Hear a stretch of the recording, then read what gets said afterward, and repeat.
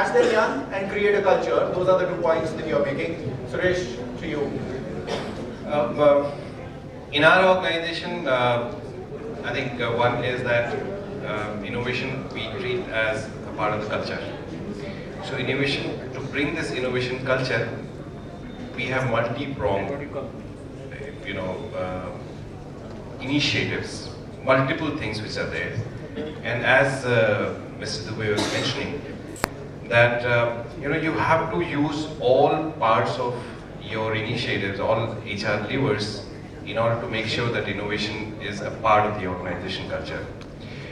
In terms of ensuring that the leaders also are innovative and they also encourage innovation, right from the beginning we have, as I was mentioning, multiple initiatives, wherein there are a number of projects which are given to people, and it leads to at Tata Group level, there is what we call as Innovista, which is a forum of people who have very novel ideas, absolutely different. They have innovated something, they have implemented, or they have seen. So it could be in the form of process, it could be a product, it could be an idea. And also there is one award, or a set of awards, I would say, one category of awards is where people who have failed, they are awarded. So at Innovista level, you'll find this from all different group companies, including Tata Steel. So Tata Steel, at Tata Steel level, you'll find that there are a number of such projects which are happening. And while a project is allotted to a team, there is a person appointed as a leader who is considered to be one of the leaders, the identified hypos. So a hypo is being tested at that point of time, that how a person is leading innovation, because the objective of this team and the project is innovation. So the leader is leading this project, and at the end of it, if they get awarded, rewarded, recognized, in that case it reinforces. And they move from project to project from different years. Even at the senior level, as I was mentioning, the other projects as Aspire and KBHS, this is Karvijay, Harshikar and rest of it, it is at the what we have at the talent review time, we identify certain people who are either tested to be people who have led such kind of innovation or not, because people who have reached the top there and most of the leaders at different levels, you'll find that everyone has a major project, major new novel thing which has been done through their team. They have been recognized for that, and hence you find that everyone has a tendency to do that. So in the process, we have encouraged throughout the organization that doing this is not something going out of your routine, but doing this is something, a matter of pride. And that has been created, and that's how the culture of innovation. Yeah, Rajiv. I'm sorry, I'm breaking the rule and raising my hand. But I'd just like to pick up, you talked about giving awards for failure. I think one of the biggest problems with innovation in India is that we have such a distaste for failure. We have very low tolerance for failure. So all the time people are playing safe, not taking risks. And I think the good professor mentioned this also. So I think that's a really important thing. And the other thing I want to mention is that we don't spend enough time trying to figure out what is the problem that innovation is to solve. And I think it is so, we want to rush into finding solutions. We don't spend enough time understanding and marinating the problem. And I think that is, these are two primary reasons why we don't see too much of basic innovation as yet coming out of India, although there are examples. And we have this jugaad mentality, a very short term. Sorry for making this point. No, I think brilliant points, both with regard to jugaad, which is sometimes confused with innovation. I think they are distinctly different. And also the thing about problem before the innovation. What is it that we are trying to solve? So ma'am, ladies last, your final words for today.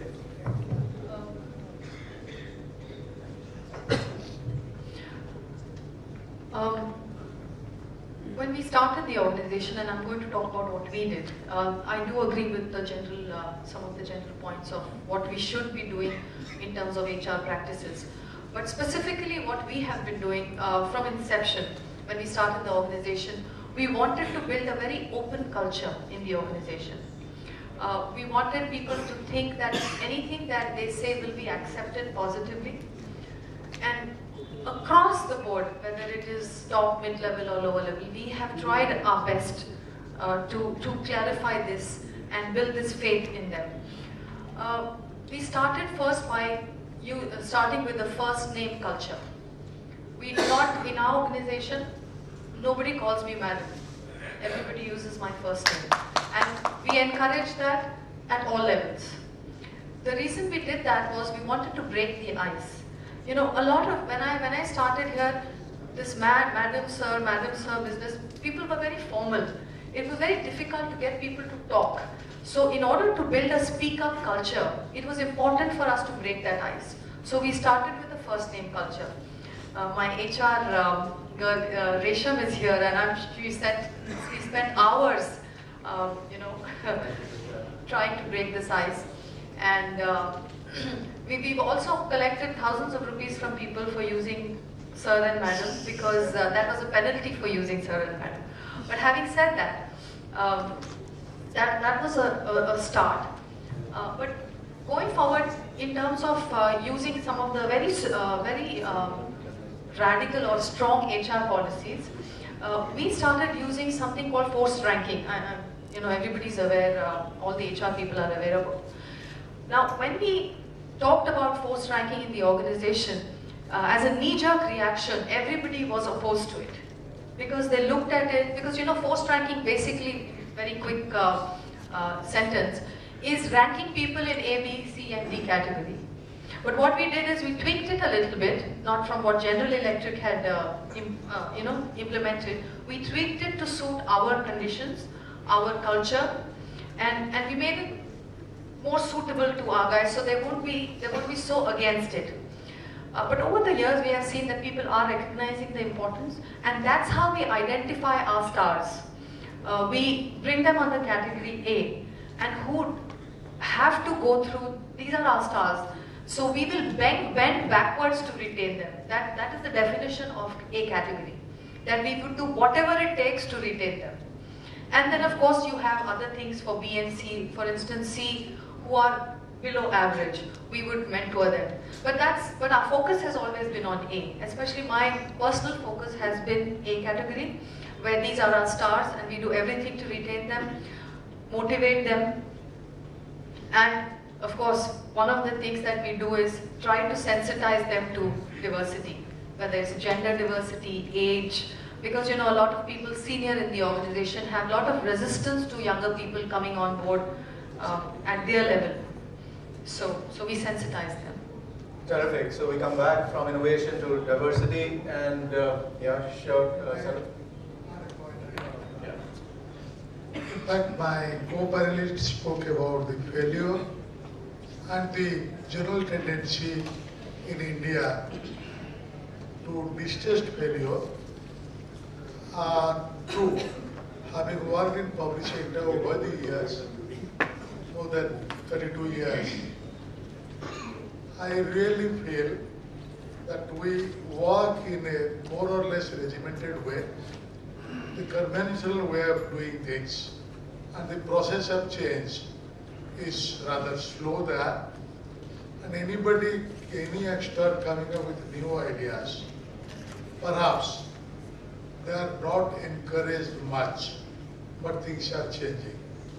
And coming to the leadership position, there in PESB, which selects the board members,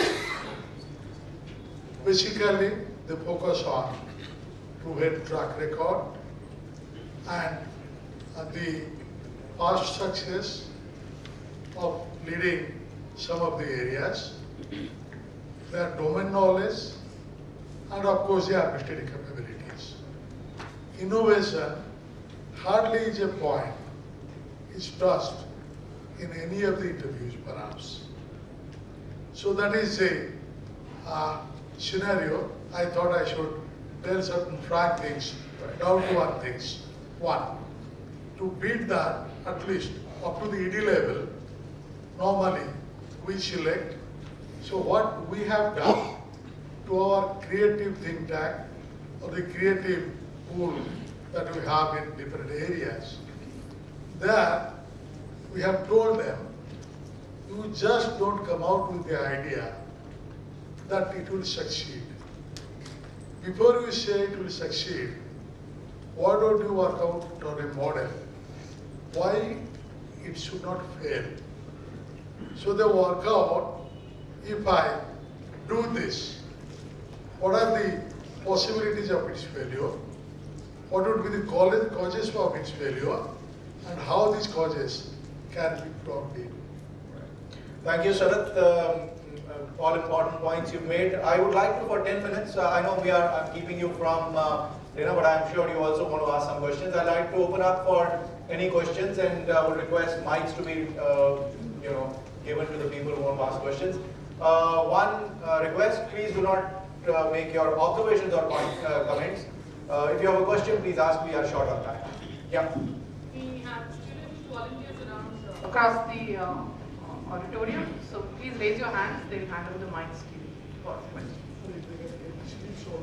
Yep. Okay. Yeah, otherwise, you can even send it cross slips. I think it's better if you just speak out. Good evening. Simpler and faster. My name is Anil Bajpai. I am the director for the School of Management of Teaching University. My question is primarily to Rajiv and Mr. Tripathi, and that is, the question is very simple. We talked about diversity and leadership, but someone we never spoke about China. China is possibly an example of Question. The question is it required? Is diversity required for innovation? Fundamental question. My view is yes, it is required. And I go back to the good professor's point, intersection, the many dots. And you can't get the many dots unless you have diversity. By the way, China is a highly diverse society. It's not homogeneous or monolithic. No, I did not mean society.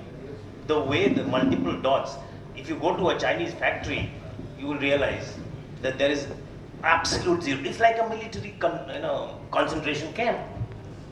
That's the way. At the same time, and your question is done, but the answer to that from my side, if you go to China and you compare that to the multinational kind of diversity that China has, we are nowhere near that. So your question is done, answer is done. Next, please. Yeah.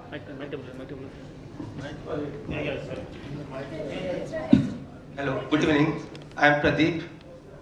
I just want to ask that in our house, we have generation gap. The young and old has the different views and opinion. Similarly, in an industrial scenario, how we address the requirement, views, outlooks of the older generation and the younger generation working together. So Jaggi, do you face that issue? Given the kind of, difference between Generation Y and Generation X and the way different of views there in the same organization, do you face an issue like that? That's good, isn't it? Yeah, so. So what? Oh, how do we handle? Sorry. Well, see, this thing happens when you have obviously when you call all the people together at the same place, you have a brainstorming. But when you set the rules that no idea will be shot down, it's only people are there just to give their ideas. Nobody is going to criticize anybody's idea. So once you set the rules and then you start the meeting or the brainstorming session, everybody is clear that they will not say no, but they will only give an idea. I think that's the way we have, or I have handled it so far, and I've had absolutely no problem. We've had people from various age groups and even genders. Yeah, so what I hear Jaggi say is create an open culture, create a culture in which there is a tolerance for views, and that's when you will be able to connect the Generation Y from the Generation X. Okay, what else? Somebody's given me a written question, but it would be better if speak up. That's much more faster. Good evening. Hi. My question is to Mr. Dubey, Mahindra & Mahindra, a great Indian company which has done tremendous amount of innovations. We have been talking about what is required to do innovation. There's a very important feature which most of the people in the developed countries talk about, is that for innovation, extreme discipline is needed. You can't waste resources for a successful innovation. You can go on doing innovation, but for a successful innovation. Question. For creativity, reaction to this, the creativity, you have to have freedom of thought. And the society has to tolerate attitude. Do you do all that to be creative and innovative in your organization? You know, we try to do many things. I cannot claim that we do it perfectly. But we are believers in frugal innovation, I must add. Mahindra is known for frugal innovation. So we do innovation, and I can certainly say that there is a lot of tolerance for different points of view. I don't think as yet there is enough tolerance for failure. Anand Mahindra talks about it all the time, but I think the organization still does not stomach too much failure, and that is why perhaps we are not as innovative as we would like to be. That's very frank, and thanks Rajiv for that. Yes, sir. Yeah, I have worked with Tata Steel, and on the basis of research, the book came out, Tata Steel Becoming World-Class, and I was conducting field research as a primary researcher, to stayed 6 months, and when I approached Tata Steel, I was entering a very big way, it is freedom to fail, will to win. And that catapulted my mind, and I opened up. But my question is, why Indian company, they end up creating compliance, constraint, contract, and what do you call that? Constraint, compliance, control, and construct. These 4 horrible C's. And they end up creating downtown Calcutta in summer context within. How can we take a shift from this downtown Calcutta in summer context? And this is a metaphor I'm saying. If you just get out of this air-conditioned plane and get down and get into the hustle and bustle of Calcutta in the month of summer, in the month of May and in summer season, you'll be perspiring and all that, and you'll be sweating, and that will be creating constraint. I'm talking about we have all that energy, like you and me, like the Western people are having. But why Western people are so innovative? Though we are very diverse, they are not that diverse. In spite of having that diverse mindset we are having, why we are not that competent in terms of creating innovative things? Good question. Change the smell of the place. Who should answer that question? I mean, we're talking about HR levers, but can we be very specific about the HR levers? Can we create self-efficacy? Can we create freedom to fail? And what are the levers specifically in this direction? The HR people, the HR stalwarts need to think in that direction and come out and give the solution. This is the need of the hour. We need to take this thing very seriously. Yeah. Okay, so here is my take.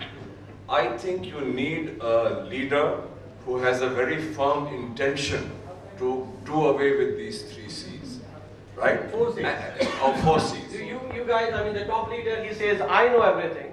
But the outside it says freedom to fail and will to win. But he will be, this is my HR policy, this is my finance policy, this is my policy, and circulate down the line. Then it won't happen. And the person down below, I mean, he will look. Sir, your question is done, so it won't happen. That's the answer. So I think you need first of all, the intention.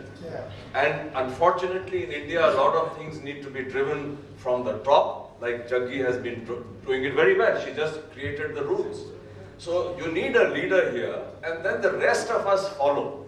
Processes, systems, metrics, all those things will follow if the leader actually has the intention and he persists and doesn't give up too soon. And lastly, I'm very smart. Sir, your question is done. Suresh, no, this is a very linked point. No, but question is done. Can we create meaningfulness in the work? I'm deciding the question. That's right. I think even in terms of those 4 C's that you mentioned, I think being a part of a society, being a part of organized way of living, I think there have to be certain governing rules. They have to be. Otherwise it becomes complete chaos. Now, how strictly you enforce, how strictly you believe in putting those boundaries, I think that is where the difference comes. If being a part of a country, you have to follow those laws. So you have to follow those laws. If those laws are to be followed, in that case you need to be compliant. Those are there. There are certain rules that you need to follow in terms of bringing out some semblance of sanity in the way we work. So those will be there.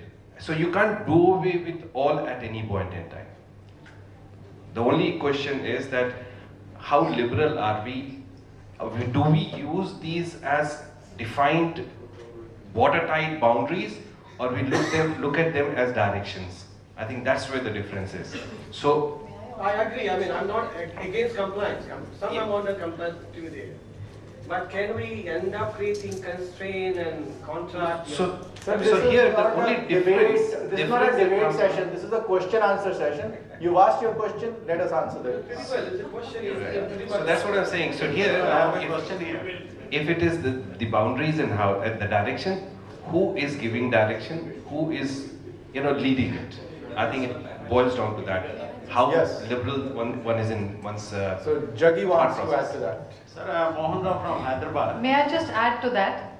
I also think, besides, I do agree with whatever you said. I just like to add that I think when you look at the Western world, especially America, which has been the most innovative country that we've known, look at Silicon Valley. I think one advantage they have is that they are a very new culture. They had to really work hard to build that country, and we had the luxury of not having to work that hard, or not having to take those risks, not having to work in those difficult conditions. So I think that conditioned them to think outside the box, and that's why their culture is very open. So I think it's a cultural aspect in the Western world, which India is now beginning to develop. So I think it will be some time before we become that open-minded. But again, I would say, in organizations, I think it's up to the leaders to make sure that the culture is so open that anybody at any level can come up and question me. I think once that happens, people will not have the fear of asking that question. So Jaggi, if leaders do not do that, what's going to happen to them? If leaders do not have an open culture, Yeah. they